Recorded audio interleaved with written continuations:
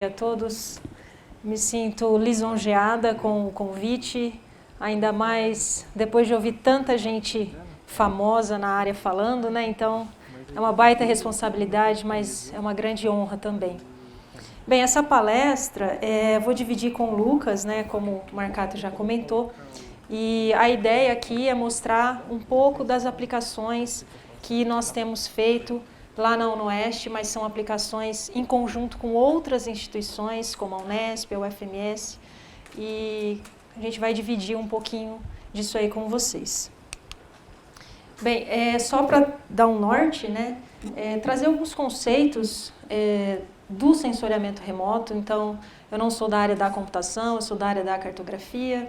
Então, alguns conceitos, o professor Lúcio já adiantou algumas coisas, o professor Jefferson também, que quando a gente trabalha com imagens, com dados de sensoriamento remoto, isso é importante, né?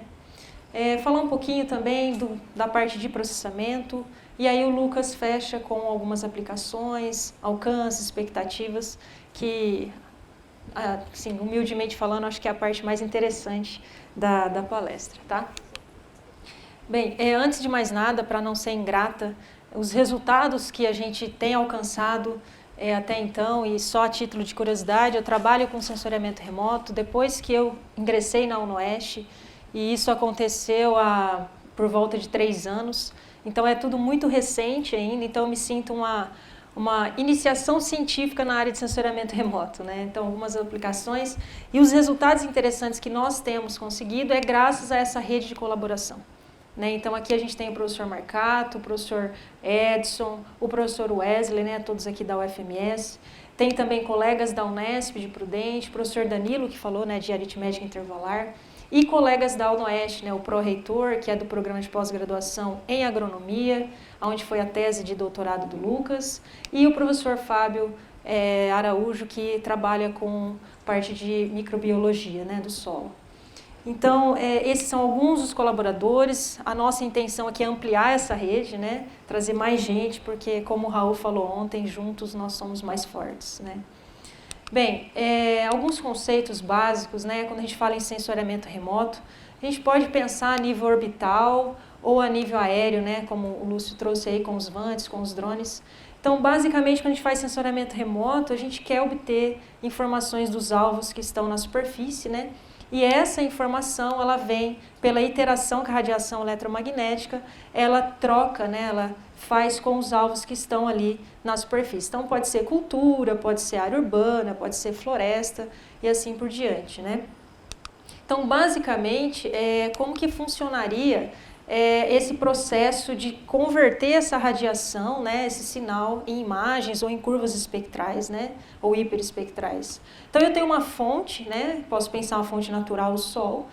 Essa fonte, ela emite radiação em diferentes comprimentos de onda, né, e essa radiação, ela trafega e ela navega pela atmosfera e chega ao alvo, né, chega à superfície. Há uma troca de energia com esse alvo, então parte dessa radiação ela é transmitida, parte ela é absorvida pelo alvo e a parte que interessa para nós é a parte refletida, né? Então, essa radiação que o alvo reflete, ela volta, né, se eu pensar no nível orbital, pela atmosfera, então tem toda uma interação com a atmosfera, e esse sinal analógico ele é convertido no sinal digital, né? E esse sinal digital, ele, na maioria das vezes, ele é uma imagem, né? Então, o que eu tenho de dados de sensoriamento remoto basicamente para trabalhar, né? Eu posso pensar em imagens, e aí num conjunto de três bandas, né? Ou 3 intervalos espectrais, né? Ou RGB, mais conhecido. Eu posso trabalhar com várias bandas, e aí eu tenho uma imagem, um sensor multiespectral. Ou posso trabalhar aí com hiperespectral, né? Então milhares, centenas de bandas. Ou posso trabalhar apenas com curvas espectrais. Então, uso, por exemplo, um espectroradiômetro, né? Então, não produzo uma imagem, eu produzo a resposta do alvo em curvas espectrais, né? Então, o Lucas vai mostrar algumas aplicações na área de agricultura de precisão, não usando imagens, mas, por exemplo, apenas curvas espectrais, para estresse térmico, estresse hídrico e assim por diante, tá? Então, basicamente, eu tenho esses dados e aí o desafio é como processar esses dados, como utilizar esses dados, como, por exemplo, obter informações, pensando se eu poderia não usar um dado hiperespectral, que é mais caro, né, usar um dado multiespectral.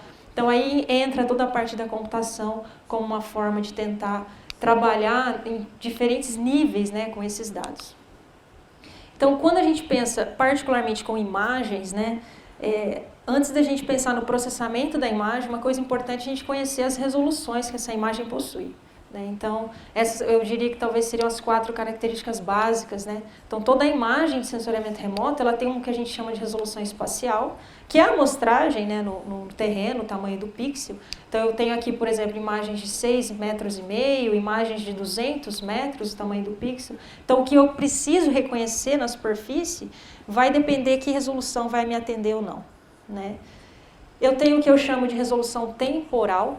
Né? Então, aquilo que o Lúcio comentava, olha, a gente tem voo lá de todo mês, né? Então uma resolução temporal muito alta, mas eu tenho imagens, né, de satélite com resoluções temporais diárias, gratuitas a cada 5 dias, né? Então a resolução temporal ela é algo bastante importante.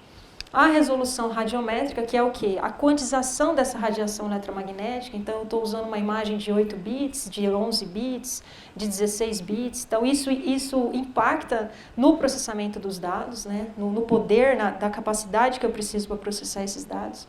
E, nas aplicações específicas, a resolução espectral. Né? Quais faixas desse espectro o meu sensor é capaz de identificar e quantas dessas faixas, qual a amplitude dessas faixas. Então a gente fala assim, quanto mais faixas e menor a amplitude de cada faixa, maior a resolução espectral dessa imagem. Ou seja, mais informações eu consigo extrair dessas imagens. Tá? E alguns sistemas sensores, né? Então o Lúcio trouxe alguns sistemas pensando mais no nível aéreo, aqui pensando mais no nível orbital, em aplicações mais ambientais, né? Então acho que a gente não pode deixar de falar do Landsat. Hoje é o que a gente tem um banco de dados, maior banco de dados, né, em termos temporais. Desde 1972 nós temos imagens da Terra inteira, numa resolução espacial de 30 metros, no início era 80, mas a partir do Landsat 2, 30 metros. Então, é interessante enfatizar que em 2020 está previsto o lançamento do Landsat 9, que é como se fosse o irmão gêmeo do Landsat 8. Então, traz sensores termais, traz sensores multiespectrais, então me permite, por exemplo, fazer mapeamento de temperatura de superfície, né, algo que a gente tem trabalhado, cruzar a temperatura com uso e cobertura da Terra, o que está impactando, né? Então, essas imagens Landsat, trazendo naquele conceito de resoluções, elas são imagens muito interessantes, porque a gente tem, por exemplo, a cada 16 dias uma imagem, né? Então, numa resolução de 30 metros. Então, isso para monitoramento ambiental é muito interessante, né? E são imagens que agora, né, a Landsat 8 para frente, são imagens de 16 bits. Então, por exemplo, no Landsat 8 eu tenho um sensor multiespectral OLE, e no Landsat 9 vai surgir o OLE 2. Então, ambos com 30 metros, né, de resolução, justamente para dar continuidade a essa missão que tem dado muito certo, né? A gente tem 47 anos de imagens Landsat a cada 16 dias. Então, imagina o volume de dados, né? E o sensor TIRS, ele é um sensor termal, né? Trabalha nas bandas 10 e 11, com uma resolução um pouquinho pior, mas para a temperatura de superfície, por exemplo, é uma resolução muito interessante, tá? E uma outra missão que eu acho que é bem interessante, que ganha-se muito em resolução espacial, é a missão Sentinel, né? Então, a agência europeia, ela tem aí alguns programas Sentinel, né? Então está previsto o lançamento do Sentinel 6 em 2020. Essas informações estão na página da ESA mesmo. E a Sentinel ela é interessante porque ela tem alguns fins bem assim específicos. Então, por exemplo, o Sentinel 3, ele é mais para monitoramento da parte oceânica. O Sentinel 4 e 5 é mais para monitoramento da qualidade do ar. E para nós, né, que eu digo em termos de aplicações ambientais, Sentinel 2. Né, Sentinel 2, uma resolução espacial a partir de 10 metros, eu vou mostrar aqui, mas que dá para fazer muita coisa interessante, né? Então aqui essa figura ela compara o Landsat 8 aqui com o Sentinel 2, o sensor SMI, que é o sensor multiespectral. Então, na Sentinel eu já tenho imagens, eu tenho um total de 13 bandas, né? Então, da mesma área eu tenho 13 imagens diferentes. E essas imagens, elas variam em resolução espacial. Eu tenho desde 10 metros, desde 10 metros, né? Então as bandas 2, 3, 4 e 8 são 10 metros a resolução espacial. Tenho imagens de 20 metros de resolução espacial, então eu tenho 3 bandas na faixa do vermelho, então isso é muito interessante para gerar índices espectrais, né? E tenho também imagens com 60 metros. Então e é totalmente gratuito, né? Totalmente gratuito e a cada 5 dias. Né? Então 3 vezes melhor resolução espacial comparado aí ao Landsat, temporal, perdão, e muito melhor resolução espacial. Então, essa diversidade de bandas, né, me permite gerar, como o Lúcio mostrou, uma série de índices espectrais para analisar área urbana, para detectar água, para ver, dependendo da escala de interesse, até parte de agricultura, né? Então, são imagens muito interessantes e gratuitas, né? E pensando assim em trazer maior resolução ainda, as imagens Planet, né, do PlanetScope, que são imagens que elas são gratuitas para fins de pesquisa, né? Então hoje na academia você pode entrar no site da Planet.com e baixar essas imagens, mas ainda para fins comerciais você não pode usar, né? Por isso que o Lúcio comentou que as empresas estão comprando, né, essas imagens, né? Mas para vocês terem uma ideia, são imagens recentes, né, um acervo de 2016 para cá, e com 3 metros de resolução espacial, né?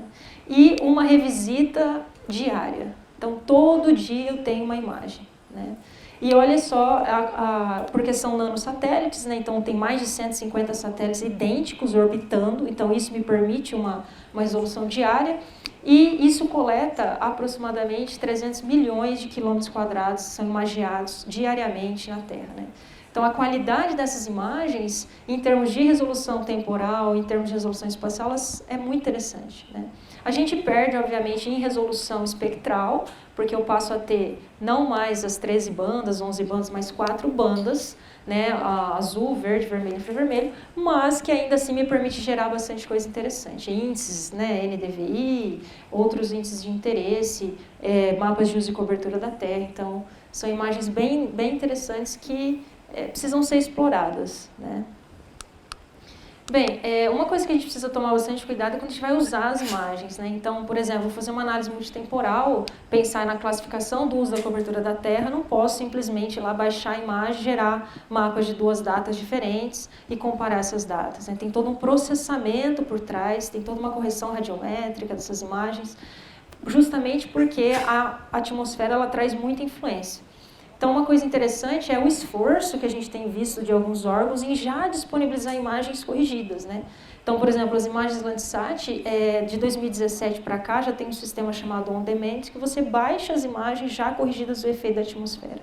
Isso é muito interessante, e tem um projeto da NASA para que, fim de 2019 e início de 2020, você não precise mais solicitar essas imagens para que eles corrijam e disponibilizem. Geralmente demora 24 horas para eles te mandarem.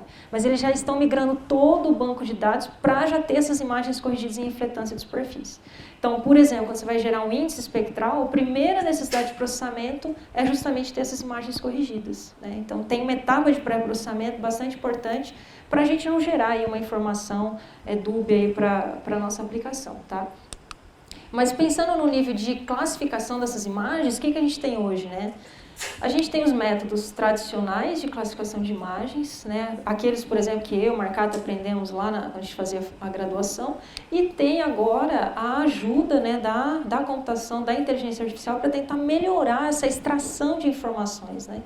Então, aqui, como o Marcato comentou, a gente está aprendendo ainda, né, vendo o que é possível fazer, mas eu acho que a gente já tem bons resultados também com os métodos tradicionais e é ainda uma alternativa dependendo daquilo que a gente vai utilizar, né, vai precisar.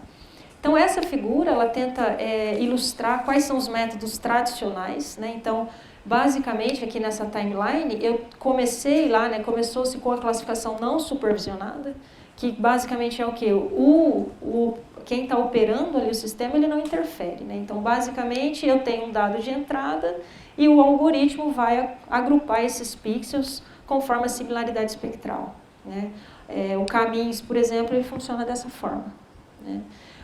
Andando um pouquinho mais, né, então já no meio da década de 70, eu tenho a classificação supervisionada. Então eu coloco, né, a influência humana ali para tentar melhorar esse processo. Então eu tenho uma imagem de entrada, eu faço um processo de treinar esse algoritmo, né, então eu coleto algumas amostras, né, a assinatura espectral de algumas classes que eu identifico nessa imagem, e o algoritmo usa essa assinatura espectral para então classificar. Para vocês terem uma ideia, aqui a literatura fala que se você tiver 5 amostras por classe é o suficiente. Então isso não é totalmente irrisório quando eu penso em Deep Learning, Machine Learning, né? Eu preciso de muito mais dados para tentar fazer esse processo, né? E é claro que também a precisão a gente não compara, né? E andando um pouquinho mais, né, no fim da década de 90, surgiu a OBIA, que eles chamam, né, o Object Based Image Analysis, que é o quê? Antes de eu classificar essa imagem, eu faço um processo de segmentação, aquilo que o professor Jefferson estava explicando ontem, né? Então, eu tenho um dado de entrada, faço a segmentação desse dado, né, separo em regiões, aí eu extraio as características de interesse, cor, textura, forma, e então eu tenho a assinatura espectral das classes que me interessam, né? Então ele vai classificar com base nesses atributos extraídos e me dá aí um mapa temático. Então o resultado disso aqui, por exemplo, sempre um mapa temático, né? Um mapa de uso e cobertura da Terra, por exemplo, tá? Então esses aqui são o que a gente chama de classificadores tradicionais. A inteligência artificial ela vem justamente tentando melhorar essa forma de extrair essas informações de interesse, né? Aqui é um gráfico que eu encontrei que mostra, né, a evolução dos classificadores tradicionais. Então veja que no início, lá em 2006, né, eles vinham basicamente na mesma toada, mas aí começou supervisionado, quer dizer, o ser humano interferindo começou a mostrar que é melhor, né? Então, em 2013 aqui a gente já tem esse patamar. Só que a gente percebe que aqui eu tenho menos influência, né, do operador, aqui eu passo a ter mais, só que eu também ganho em acurácia, né? Então, essa necessidade de intervir melhora a acurácia, né? Então, quando a gente pensa, então isso aqui não serve mais, né? Na realidade é que nem a gente precisa olhar o que a gente precisa fazer, né? Mas só pensando assim em termos de... Aqui acho que nem cabe eu ficar tentando falar sobre Machine Learning e Deep Learning, mas só tentando comparar a performance, né? Eu tenho aqui a quantidade de dados que eu preciso para treinar e a performance do algoritmo. Então eu percebo que à medida que eu aumento a quantidade de dados, mesmo nas técnicas de Machine Learning, né? O Randall Forest, rede neural, né? Artificial... eu percebo que chega um momento que não adianta aumentar a quantidade de dados que eu não aumento a performance, né? E diferentemente do Deep Learning, à medida que eu aumento a quantidade de dados, eu tenho um ganho de performance. Então, a gente tem aí acurácias muito mais maiores, né?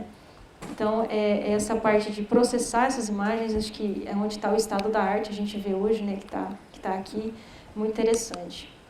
E esse aqui foi um mapa temático que o Lucas produziu semana passada, usando uma ferramenta do Google chamada Google Trends, que ele fez uma busca, por exemplo, nos últimos 15 anos, o que tem se pesquisado no mundo em termos de rede neural convolucional, né? Então, a gente percebe que tem aí, que é um índice que a própria ferramenta gera. Então, essas regiões do mundo aqui, né, a China, aqui o Canadá, os Estados Unidos, são regiões que está começando, aqui já tem bastante interesse nesse tipo de rede, né? Aqui em vermelho são as redes neurais recorrentes. Então, qual que é a tendência, né? A gente está bem tímido aqui, mas a tendência é justamente melhorar, né? Então, está todo mundo aí tentando ver o que pode ser feito, quais as aplicações, né? Isso é algo bastante interessante. Então, o Lucas vai falar agora, baseado nesses sensores, né? E a gente trabalhou bastante com drone também. O que a gente tem conseguido até então sobre alguns resultados com essa rede de colaboração que a gente tem feito. Acho que você precisa. Isso aqui. Aqui você... fica aqui, ó. Quer ficar aqui? Eu vou ficar aqui atrás. O do meio aponta aqui. O do meio aponta ali passa. Bom, Bom dia Acho a que tem que todos. pegar o microfone aqui. Como a Ana falou, coube a mim, né, ficar com essa parte que vai trazer um pouquinho das aplicações daquilo que a gente tem desenvolvido, desde aqueles algoritmos mais tradicionais até as parcerias que nós fizemos aqui com o Marcato, o FME, o Wesley e tudo mais, né, para resolver alguns problemas que só talvez o Deep Learning resolva.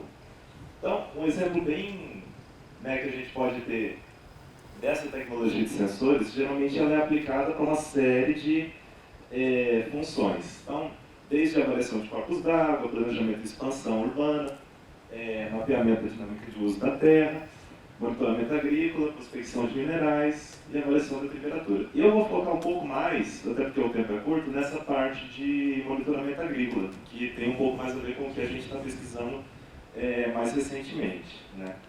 Então, só um exemplo assim, começando desde os sensores hiperespectrais, aqueles sensores próximos, né, proximal sensors, né, nós temos o que nós chamamos assim de medidas de assinaturas espectrais das plantas, né.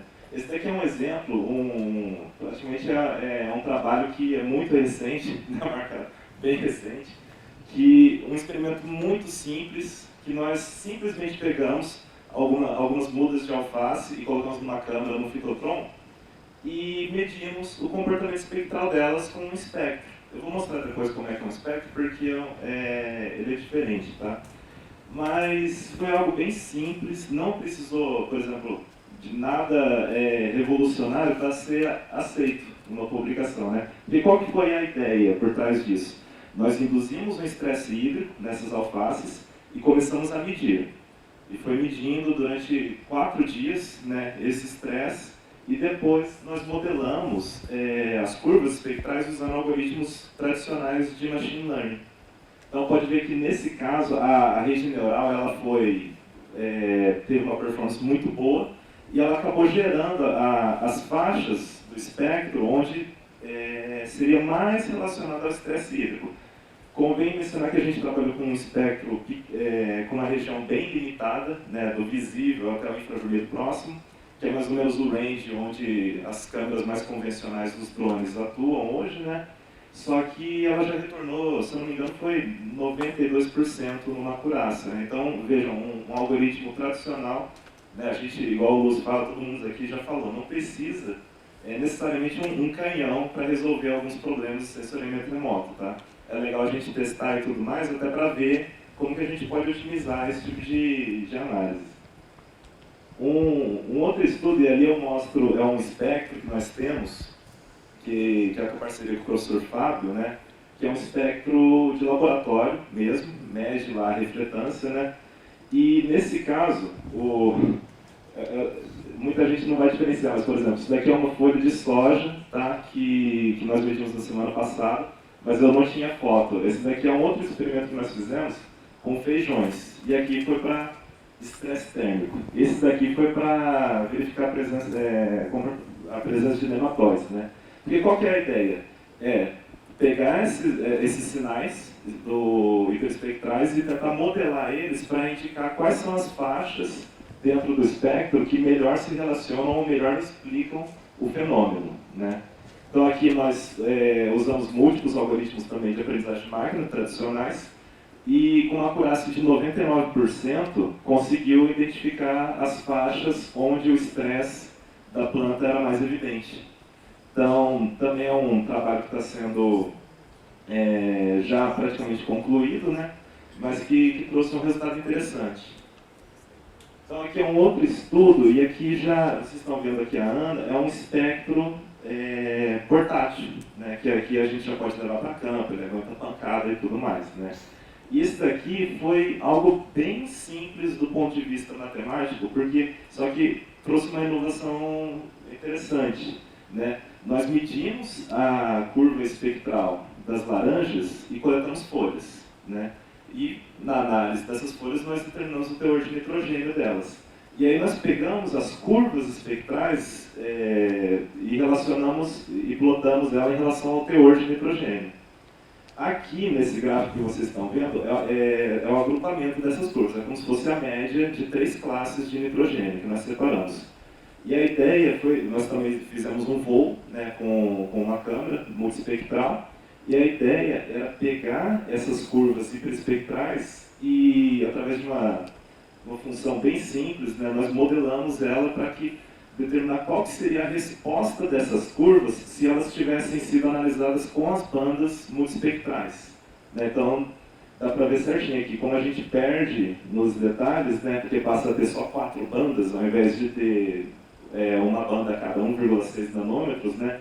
Só que esse daqui foi um estudo bem interessante, porque ele amarrou o sensor próximo, né, com o sensor aéreo. E a gente conseguiu uma acurácia, né, na classificação dessas 3 classes, depois com a imagem, de 85 alguma coisa por cento, usando algoritmos tradicionais.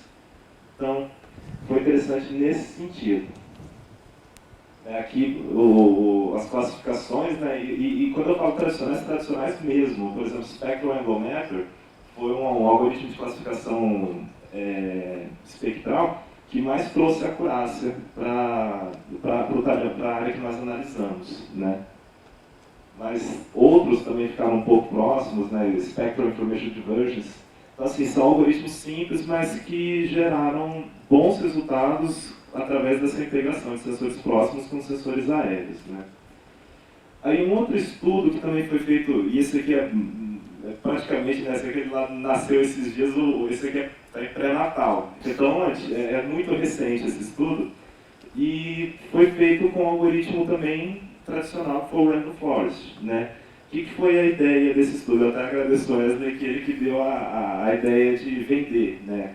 Que nós propusemos um framework que utilizava os índices espectrais, que é igual o Lúcio trouxe aqui, e associados com o Random Forest, né, e um modelo de boosting, né, o Extreme Gradient Boost, né, para poder ver qual que seria a acurácia se eu usasse esses índices para estimar o valor de nitrogênio nas folhas. Então eu saio daquela parte de classificação, né, vou para começar a montar uma regressão, e aqui eu tenho os índices espectrais que mais contribuíram, né, para o algoritmo. Então, depois que a gente fez isso, né, nós reduzimos, nós usamos 33 índices e chegamos numa acurácia de 0,90, mas no momento em que a gente cortou, foi para os 5 primeiros índices, ainda assim continuou mantendo uma acurácia alta. Né? A gente conseguiu chegar com o Extreme Boosting em 0,88. Então, para a questão de nitrogênio, né, é bem interessante isso. Nós geramos aqui depois, nós pegamos e plotamos os valores da predição para cada uma das arvorezinhas da propriedade. Né? Então é bem recente mesmo, mas é uma aplicação simples, mas que gerou um resultado interessante do ponto de vista da agricultura de precisão. Né? E aí um outro estudo, né, que também a gente já está praticamente caminhado, né, que o Wesley vai falar um pouco mais depois, né, que foi na mesma área, são a contagem, né, e a geolocalização dessas árvores cítricas. Né? Então o Wesley desenvolveu, depois ele vai falar mais para vocês sobre isso, da CNN dele, e nós comparamos a nossa abordagem com outras de Object Detection. Né? O grande ganho daqui foi, que eu vou explicar depois com outro trabalho que nós comparamos, que é que a nossa área era muito adensada. Então, o Object Detection tradicional ele tinha muita dificuldade em separar o que é uma árvore da outra árvore. Né? Até mesmo visivelmente é difícil fazer esse tipo de distinção. Então, um estudo, né, agora eu vou falando de outras aplicações, mas que é para emendar com isso, que também foi aplicado com citros, é que eles usaram o miolo. Né? Se for ver a acurácia dos caras, é 99,99%. Então, assim, como é que você bate isso? Né? Mas também aí você começa a olhar para o dataset deles, né? Como que é o conjunto de árvores que eles analisaram. Então, quando a gente traz essa abordagem Object Detection para a nossa realidade, né, que nós temos cada vez mais adensamento de plantas, aí esse tipo de arquitetura começa a ficar complicado. Né? Mas também foi publicado esse ano, né, a gente meio que bateu em cima deles justamente por causa disso, dessa questão do adensamento. Aí tem um outro estudo interessante, né, que o Marcado até comentou comigo que querem fazer algo semelhante aqui.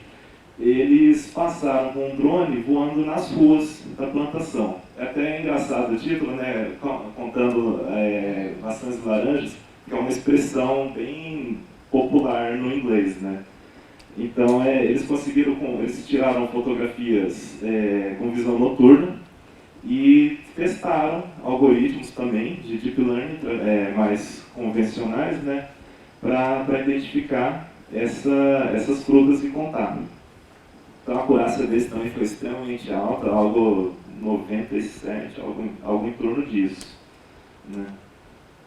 Aqui é um outro estudo também que eles usaram para detecção de linha de plantio e, ao mesmo tempo, detecção de ervas daninhas, né? É um estudo bem recente também. Eles trabalharam com, se não me engano, eu não lembro agora se a cultura era tomate, mas enfim, o alvo deles era detectar essas linhas, né? Então utilizaram uma segmentação e aí conseguiram mostrar, né, como que é possível fazer esse tipo de trabalho, né? É uma coisa que a gente vem tentando aqui também, que é trabalhar com essas linhas de plantio, que algumas nem sempre serão totalmente retilíneas, né, e acaba dificultando o desempenho do algoritmo. E aqui já é algo mais próximo de um nível foliar, né? O pessoal, eles utilizaram um framework para detectar estresses na planta, né? Então, por exemplo, deficiência de ferro, isso daqui é como se fosse machucados ou danos, né, pelo herbicida. Então, conseguiram, né, com essa abordagem, ao nível foliar, passar e identificar, né.